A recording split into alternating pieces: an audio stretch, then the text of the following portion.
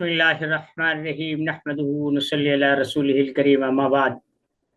ساتھ طبیہ کالج کی طرف سے ویڈیوز اور اسباق کے سلسلہ جاری ہے۔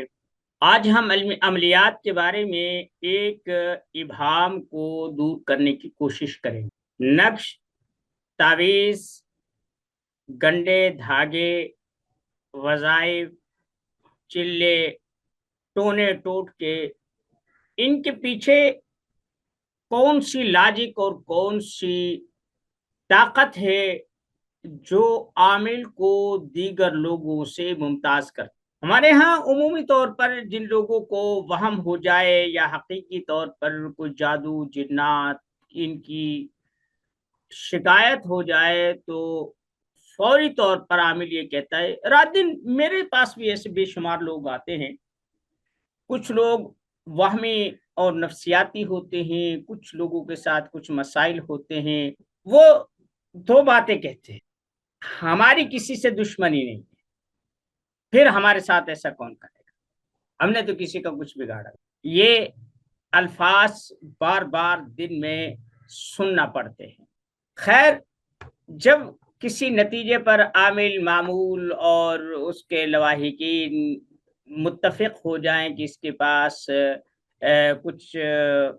ہے عامل کے بارے میں یا مریض کے اوپر کچھ اثرات ہیں، جب اس چیز کی نشاندہی ہو جائے، فیصلہ ہو جائے، تو آگے آتا ہے علاج۔ عامل کے مختلف انداز ہوتے ہیں، کچھ لوگ دم کرتے ہیں، کچھ پانی پر دم کرتے ہیں، کچھ نہانے کے لیے دیتے ہیں، کچھ پینے کے لیے دیتے ہیں، کچھ جلانے کے لیے دیتے ہیں، کچھ دبانے کے لیے دیتے ہیں، مختلف۔ اب ہوتا یہ ہے کہ عامل تعویذ لکھتا ہے،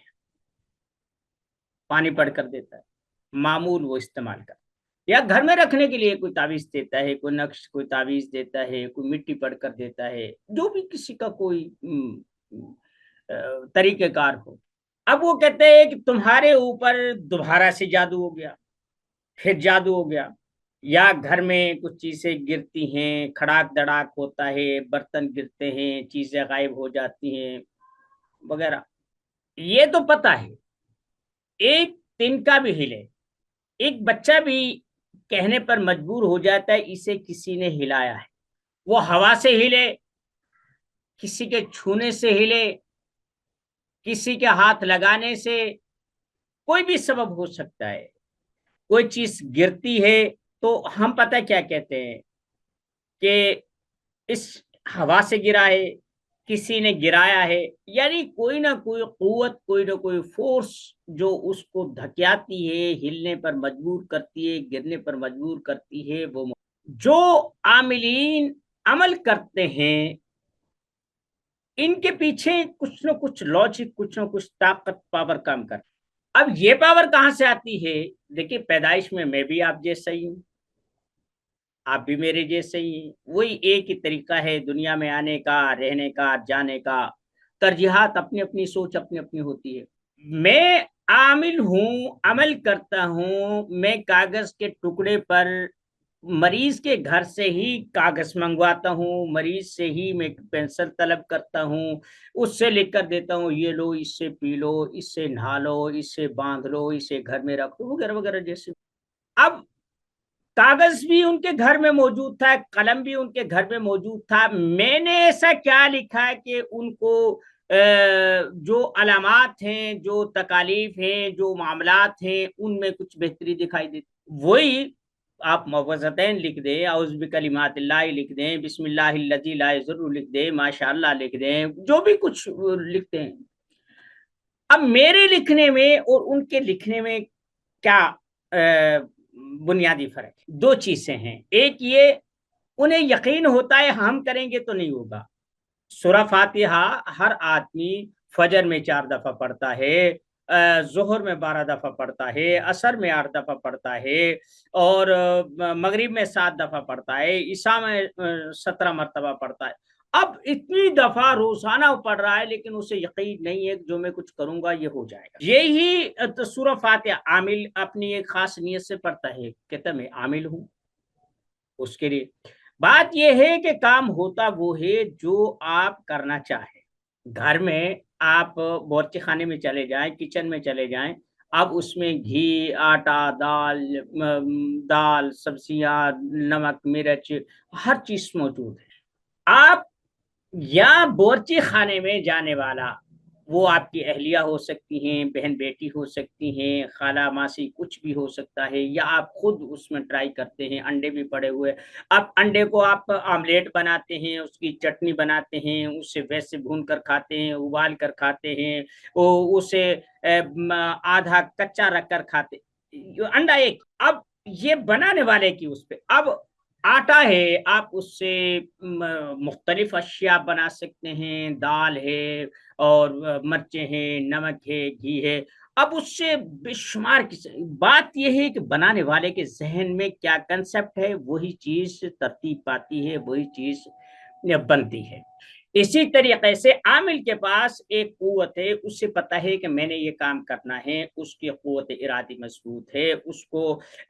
اس چیز میں مہارت ہے، اس سے اساتذہ نے بھی بتا دیا، اسے بھی یقین ہو گیا کہ میں نے سورہ فاتحہ کا چلہ کیا ہوا ہے، لوگ بھی یہی سمجھتے ہیں، اس سب چیزوں کی توجہ اس پر مرکوز ہوتی ہے، اثرات آنا شروع ہو، کیونکہ انسان اللہ کا نائب ہے۔ ٹھیک ہو گیا۔ میں نے کسی سے سنا تھا، بارہا سنا ہے، شاہ عبد العزیز محدث دہلوی رحمۃ اللہ علیہ سبق پڑھا کر دہلی کے بازار میں جا رہے، وہاں ایک ہندو جوگی کو دیکھا کہ اس نے ایک پانی والا گھڑا جو ہوتا ہے نا، پانی دیہاتوں میں عام، شہروں میں تو خیر اب فریج ہیں، دوسری اشیاء آ گئی ہیں، دیہاتوں میں اب بھی گھڑا استعمال ہوتا ہے، کمہار بناتے ہیں اس میں ٹھنڈا پانی، وہی ہم نے بھی بہت استعمال کیا۔ تو وہ گھڑا جو ہے وہ ایسے ہوا میں معلق کیا ہوا، لٹکایا ہوا، کوئی واسطہ نہیں، سب لوگ حیران ہیں۔ شاہ صاحب نے جب دیکھا، شاہ صاحب ان گھنڈیوں کو سمجھتے تھے کہ یہ لوگ کس انداز میں شعبدہ بازی سے کام لیتے ہیں، شاہ صاحب نے ایسے نا تالی بجائی، سب لوگ گھڑے سے توجہ ہٹا کر شاہ صاحب کی طرف متوجہ ہو گئے، گھڑا دھڑام سے نیچے گرا۔ اب جوگی جو تھا اس سے پتہ ہے کہ وہ کر کیا رہا ہے، وہ آیا شاہ صاحب کے آگے ہاتھ جوڑے کہ اب میری روزی روزی کا دھندا ہے، آپ جائیں، آپ مجھے کرنے دیں۔ شاہ صاحب نے کہا ٹھیک ہے، آپ اپنا کام کرے چلے گئے۔ اب بہت سارے لوگ تھے، شاہ صاحب بھی دہلی کے تھے، دہلی کے لوگ وہ ایک دوسرے کو، اب تو دہلی بہت بڑا ہو گیا ہے، اس وقت کی بات ہے جب انگریزوں کا دور تھا، شاہ ولی نئے نئے دور تھا، مغلوں کی حکومت کا چراغ اب ٹمٹما رہا تھا، شاہ ولی اللہ کے بعد وہ جو ہے نا انگریز اس وقت نئے نئے قابض ہو رہے تھے۔ اسرائے تذکرہ شاہ صاحب سے کہا کہ شاہ جی ہمیں بھی یہ بات سکھا دیں کہ یہ جو جادو ہے، آپ نے تو اس جادوگر کا اور اس جوگی کا بستر ہی گول کر دیا۔ تو شاہ صاحب نے کہا بھائی بات یہ ہے کہ جادو شادو کچھ نہیں تھا، اس کو مشق کہتے ہیں۔ لوگوں سے کہا کہ یہ گھڑا اڑ رہا ہے، سب کی توجہ اس کی طرف ہو گئی، کوئی کچھ نہیں سوچ رہا تھا، سب یہ سوچ رہا تھا گھڑا اڑ رہا ہے، وہ بھی کہہ رہا تھا ہاں گھڑا اڑ رہا ہے۔ ان سب کی توجہ کی جو قوت تھی، پاور تھی، اس نے گھڑے کو اٹھایا۔ جب میں نے تالی بجائی، دونوں ہاتھ ایسے مارے، تو لوگوں کی توجہ گھڑے سے میری طرف مبذول ہو گئی، جو وہ طاقت تھی وہ میری طرف آ گئی، اور گھڑا جو جس طاقت کے بل بوتے پر اٹھا ہوا تھا وہ نیچے آ گیا، وہ کیونکہ وہ ختم ہو چکی تھی۔ توجہ یہ چیز ہوتی ہے۔ خیر بات یہ ہے کہ وہ کہتے ہیں کہ جناب فلاں آدمی عمل کر رہا ہے، فلاں آدمی تعویذات کر رہا ہے، فلاں آدمی پڑھائی کرتا ہے، فلاں تسبیحات کرتا ہے۔ یہ بنیادی طور پر جو تسبیح ہوتی ہے، یہ ایک تسلسل ہوتا ہے ان سگنلز کا اور ان ویوز کا یا اس طاقت کا۔ جیسے اب پنکھا ہے، یہ پنکھا اب چل رہا ہے، تو اس کے جب یہ چلتا ہے تو پہلے اس کے قریب ہوا آتی ہے، پھر دور آتی ہے، جب یہ تسلسل سے چلتا رہتا ہے تو اس کی ہوا دور تک جاتی ہے۔ ایسے ہی جب کوئی عامل عمل کرتا رہتا ہے تو اس کی جو فریکوینسی ہے وہ اس طاقت کو بہت دور تک لے جاتی ہے، وہ عامل کو عامل اس طاقت سے دوسرے کو مغلوب کرتا ہے، اس سے من چاہے نتائج لیتا ہے۔ آپ نے ایک چیز دیکھی ہوگی کہ آپ تعویذات کی کتابیں اٹھا کر دیکھیں، عملیات کی کتابیں اٹھا کر دیکھیں، چل وظائف کی کتابیں اٹھا کر دیکھیں، آپ جب پڑھتے آئیں گے مختلف عبارات ہیں، مختلف کل کلام لکھے ہوئے ہوتے ہیں، آخر میں یا درمیان میں یا جیسے بھی وہ عامل سمجھتا ہے اس کے اندر فلاں بن فلاں، مثلا الحب فلاں بنت فلاں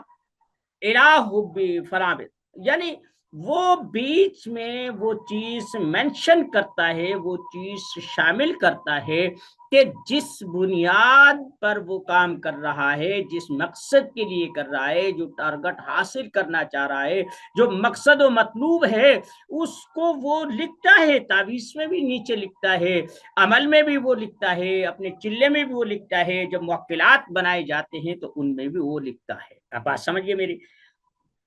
ایک جو آدمی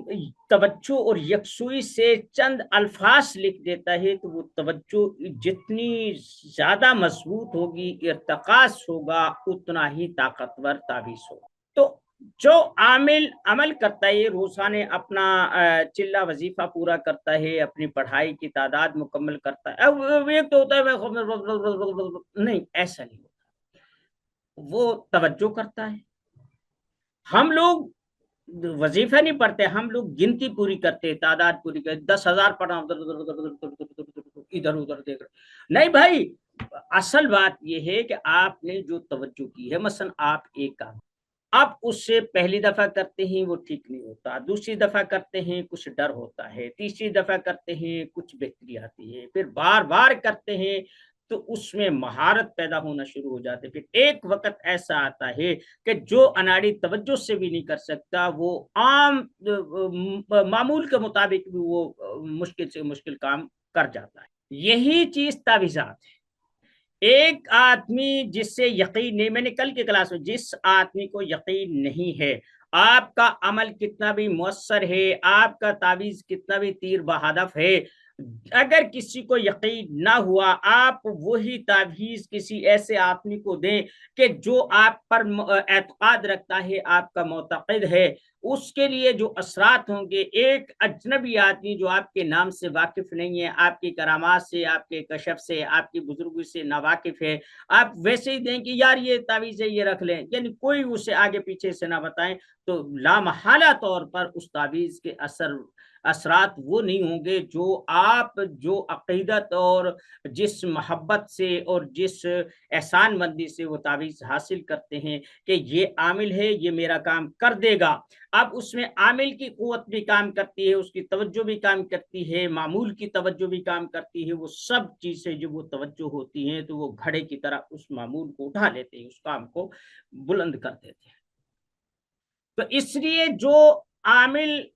اپنے چلے وظائف اور ان چیزوں کو تسلسل سے کرتے ہیں، ان کی نسبت جو نہیں کرتے زیادہ طاقتور ہوتے ہیں۔ لیکن ہم مسلمانوں کو جو طرز زندگی بتایا گیا ہے ہمارے مذہب نے، ہمارے دین نے، وہ ایسا ہے کہ اس میں لامحالہ طور پر قرآن کی تلاوت بھی ہوتی ہے، صورتیں بھی ہوتی ہیں، بار بار دہرائی جاتی ہے۔ اللہ فرماتا ہے وَلَقَدْ آتَيْنَاكَ سَبْعًا مِّنَ الْمَثَانِ وَالْقُرْآنِ الْعَظِيمِ، کہ ہم نے بار بار دہرانے والی چیز بھی دی ہے، سورہ فاتحہ ہے، کوئی لگا لے۔ تو یہ جو ہے ایک یوں سمجھے کہ چارجنگ ہے، جو عمل ایک طاقت کریٹ کرتی رہتی ہے۔ آپ دیکھیں نا، لوگ کہتے ہیں جن نے یہاں سے یوں کیا، اس نے جادو سے ایسے یوں آگ نکالی، اس نے جناب یوں کیا اور گاڑی یوں پلٹ گئی، اس نے ایک توجہ کی آدمی یوں بیمار ہو گیا، اس نے یہ کیا فلاں چیز ایسی ہو گئی۔ بھائی میری بات سنیں، آپ نے ایک بات کی، میں آپ سے کہتا ہوں کہ یہ میرے پاس یہ دوسرا لیپ ٹاپ پڑا ہے، یہ دیکھیں، اب یہ ایک آپ کہتے ہیں کہ جناب یہ ایک عامل نے لیپ ٹاپ کو اٹھایا، میں نے بھی اٹھایا، میری طاقت لگی ہے، اگر میرے بازو میں طاقت نہ ہوتی تو یہ لیپ ٹاپ یہ کم وزن کا ہے، زیادہ وزن کا ہے، یہ بات کی بات ہے، لیکن اللہ نے میرے ہاتھ میں گرفت دی ہے، طاقت دی ہے، میں نے اسے اٹھا لیا۔ اگر میرے ہاتھ میں ہی طاقت نہ ہوتی، مجھ میں ہمت ہی نہ ہوتی تو یہ لیپ ٹاپ نہ اٹھ سکتا۔ تو جو عامل عمل کرتا ہے، کوئی تو طاقت ہوتی ہے کہ جو اس کے عمل کو مؤثر بناتی ہے. کسی آدمی پر، کسی مریض پر معقل جنات، جادو یا اثرات جو مرتب ہوتے ہیں، کوئی تو قوت ہوتی ہے جو انہیں دھکیل کر وہاں تک لے جاتی ہے اور کام کرنے پر مجبور کرتی ہے. تو یہ وہ طاقت ہوتی ہے کہ جسے ایک عامل اور ایک، ہاں اگر کوئی آدمی اتنی قوت ارادی رکھتا ہے اور وہ اپنے آپ پر کنٹرول رکھتا ہے، اپنی سوچوں پر، اپنے دھیان پر، اپنی توجہ پر مکمل طور پر وہ گرفت رکھتا ہے، اسے کسی چلے، کسی وظیفے کی ضرورت نہیں ہے. وہ ایسے ہی دیکھے گا، ایسے ہی سوچے گا، ایسے ہی جو عامل کرتا ہے وہ بغیر کسی چلے وظیفے، بغیر کسی اجازت کے وہ اپنے کام کرے گا. لیکن اس کا چلن نہیں ہے. ہر آدمی ہمارے ہاں تو ایک مادی چیز میں بھی اگر ایک آدمی یوں سوئی میں دھاگا پرے رہا ہے تو سب اسے یوں ہی اس کو